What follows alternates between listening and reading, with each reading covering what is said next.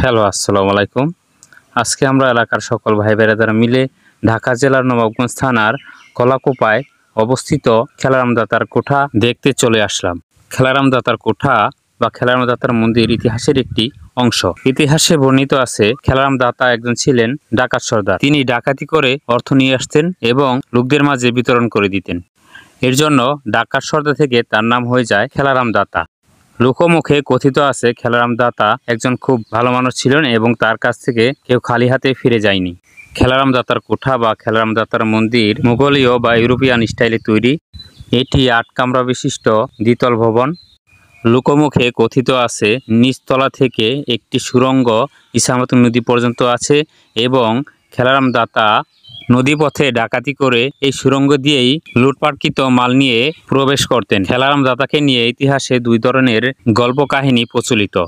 ইতিহাসে এও কথিত আছে খেলারাম দাতা একজন ব্যবসায়ী ছিলেন এবং তিনি তার মায়ের অনুমতি নিয়ে ব্যবসা করতে চলে যেতেন এবং অর্থ উপার্জন করে মায়ের কাছে ফিরে আসতেন। খেলারাম দাতা তার মাকে খুব ভালোবাসতেন। তার মা একবার আম দিয়ে দুধ খেতে চেয়েছিলেন, এই জন্য তিনি একটি কামরা তৈরি করে শুধু আম আর দুধ দিয়ে গোসল করার জন্য তার মাকে দিয়ে দেয়। তার মা আম দুধ খেয়ে খুব তৃপ্ত হন। খেলারাম দাতার আন্দারকোঠা মন্দিরটি প্রথমে লাল রঙের ছিল, এরপর সরকার এটা সংস্কার করে সাদা রং করে।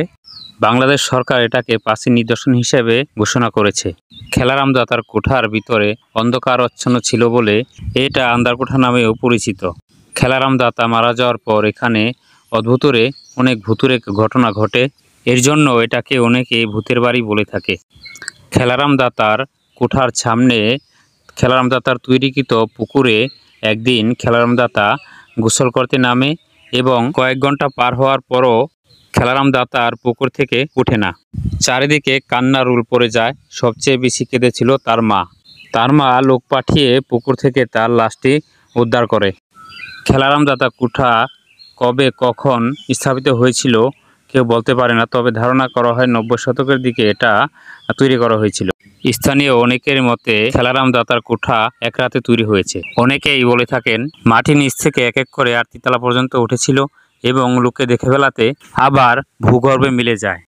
খেলারাম দাতার কোঠা বা খেলারাম দাতার মন্দির অথবা আন্দারকোঠার প্রকৃত রহস্য আজও ভেদ করা যায়নি। নবাবগঞ্জের কলাকুপায় অবস্থিত খেলারাম দাতার কোঠা আজও স্বমহিমায় প্রাচীন ইতিহাসের সাক্ষী হয়ে আছে। ঢাকা জেলার নবাবগঞ্জে আরও অনেকই এমন প্রাচীন জমিদার বাড়ি ও দর্শনীয় স্থান আছে। সময় সুযোগ হলে ঘুরে দেখবেন।